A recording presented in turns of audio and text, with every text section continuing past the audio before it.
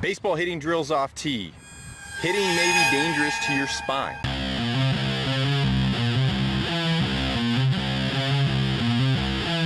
Hey, what's going on? It's Joey Myers from the Hitting Performance Lab. Question: does taking the bend out of your lower back or having more of a hunched posture boost bat speed more than leaving the bend in?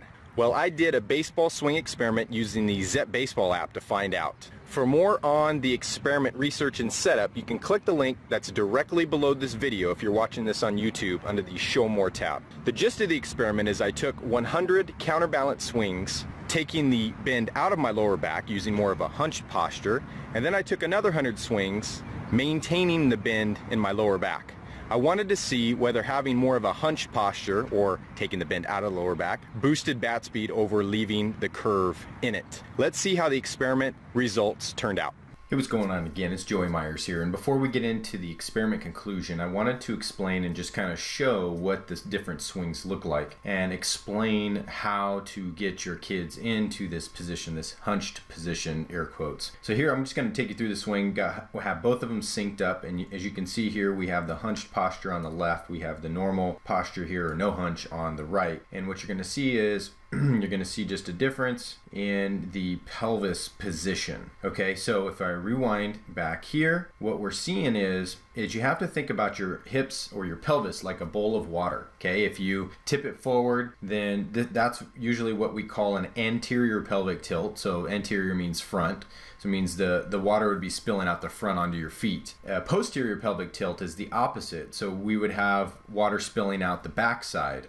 So we'd be tilting that bowl of water back and it'd be spilling and hitting your heels. So what we're doing with a hunch is basically using a posterior pelvic tilt. And this is why you can see there's not really much of a shelf back here versus right back here. I've actually anteriorly tilted my pelvis so that I have more of a straight back, kind of similar to the Derek Jeter photo in the actual blog post, and this is more kind of like your Hunter Pence type of swing. So how I get my players to do this is basically they know games, they know video games, so I tell them, I say, if you were going to sit on a bucket with no backing and play video games for 4 hours, how would you sit? They'd sit, and most likely I'd have them sit on my bucket, and they'd most likely hunch their back and get in that nice hunched or anti-evolutionary position, right? And so what I tell them is, from that position, grab your bat, keep your upper half and your pelvis in that position, grab your bat, still seated, stand up, and still maintain that position in that standing position with your holding your bat.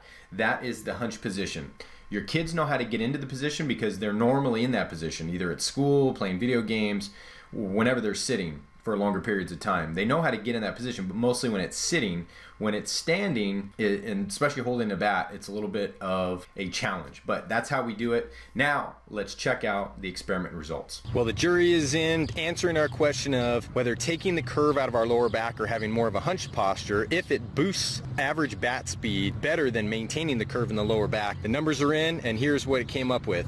So both the hunch and the no hunch, or taking the curve out of the back or maintaining the curve out of the back, the hunch bat speed at impact was 81, and it was 81 for no hunch. Hand speed max was the same at 32 for both, and this is where it started to change. Time to impact for the hunch was 0.128, much shorter than the no hunch was 0.132. The bat vertical angle at impact for the hunch was minus 30 degrees, while for the no hunch, or maintaining the curve in the lower back, was minus 28 degrees.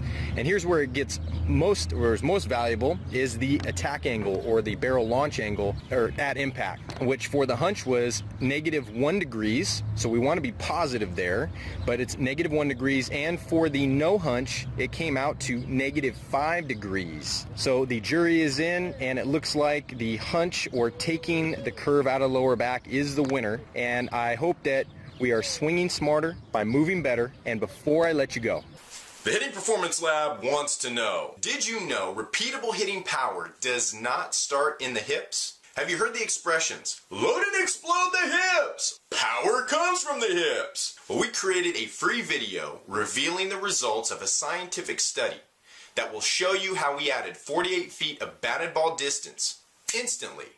And it's not all about the hips. Click here now to get the video while it's still free.